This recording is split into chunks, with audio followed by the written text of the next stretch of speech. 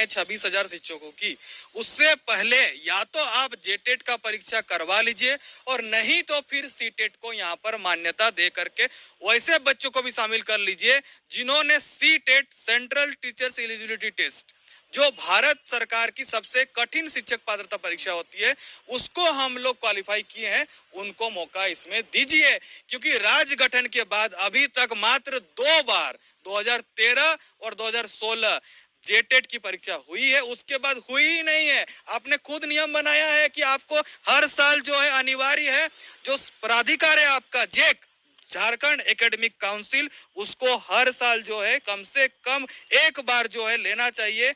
आप देख सकते हैं, आपने खुद अपना नियम बनाया है, शिक्षक पात्रता परीक्षा आयोजित कराने वाले प्राधिकार को प्रत्येक वर्ष में कम से कम एक परीक्षा आयोजित करना अनिवार्य होगा।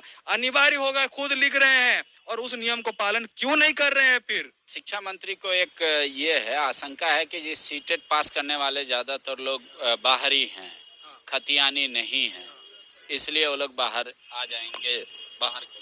तो आप एक तरफ बोल रहे हैं कि हम वैसे बच्चों को यहाँ मौका देंगे जो झारखंड के खतियानी है, तो हम लोग तो झारखंड के खतियानी है सारे के सारे, और आप एक नियम खुद ऑलरेडी बना के रखे हैं कि 10वीं और 12वीं झारखंड से होना चाहिए।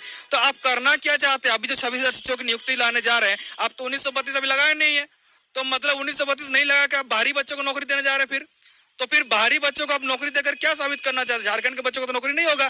और आप देख सकते हैं, आप उलझुल कैसे बात करेंगे तो समझ में ही नहीं आ रहा।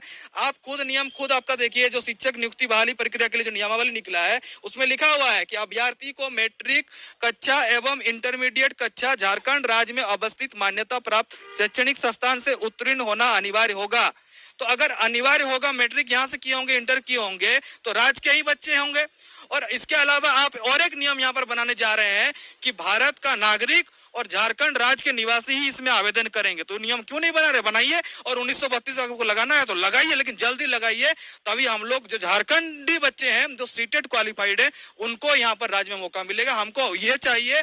और अगर अभी आप बोल रहे हैं कि हम 26,000 शिक्षकों की नियुक्ति बहाली प्रक्रिया करने जा रहे हैं और मौका सिर्फ 2013 और 16 को मिलेगा, तो मैं दिखाना चाहूंगा कि जेटेट में भी बाहरी बच्चे क्वालिफाई किए हैं। साफ साफ उस रिजल्ट में लिखा हुआ है, आपको दिखाता हूं। आपको रिजल्ट जो है मेरिट कम रिजल्ट निकला हुआ है, जिसमें जो है साफ साफ जो है आपको वहां पर देखने को मिलेगा किस प्रकार से जो है लगभग जो कितने राज्य ऐसे हैं जिसने सीटेट को मान्यता दे रखा है?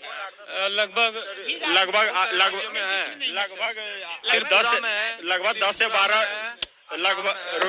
10 से 12 राज्यों में सीटेट को मान्यता दिया गया है। और हम माननीय शिक्षा मंत्री से यही कहना चाहते हैं कि अगर 13-16 वाला आपका एक आंख है, तो हम लोग 16 के बाद वाला भी दूसरा आंख है। एक आंख में काजल और दूसरा आंख में खेटको वाला काम मत करिए। हम लोग भी यही झारखंड के निवासी हैं। आप 2013 में भी एक बार बहाली आया था, उसमें भी 2000 टेट वाला को मौका मिला, फिर टीजीटी के लिए मौका मिला। हम लोग को 2016 के बाद मौका नहीं मिला, तो हम लोग को मौका कब मिलेगा? जब बुढ़ा हो जाएंगे तब। ये नौकरी किस आस से हम कब करेंगे? एक युवा में ही नौकरी करेंगे, बुढ़ापा में नौकरी का नहीं तो दूसरा काम करेंगे हम। एक बार हमको मौका दीजिए। और आप बोल रहे हैं 26,000 देंगे, अगर आपका मनसा है तो आप एक बार में ही पहले टेट ले लीजिए और 50,000 एक बार निकाल दीजिए।